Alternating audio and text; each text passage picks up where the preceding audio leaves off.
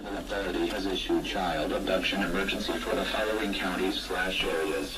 Maine, at 3:22 p.m. on October 4th, 2016, effective until 4:22 p.m. State Police, working with Augusta Police, have issued an Amber Alert for a 3-year-old missing Augusta girl, who is in the company of Augusta woman. The missing girl is 3-year-old Lenore Wilson, who is 30 inches tall and weighs 30 pounds with blonde hair. She is with Fatima Gasantana, who goes by the nickname of China. She is a 26-year-old tall, slender, black woman, who occasionally cares for the child. The two were last at an apartment house at 26 Small Street in Augusta during the night, when police and teams were called to attend to a medical emergency of the child's mother, who was taken to the hospital.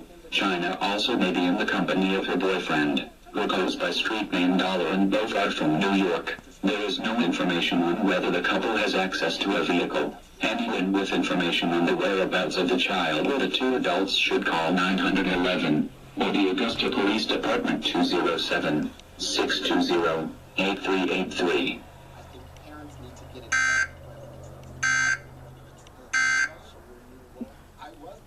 In the world.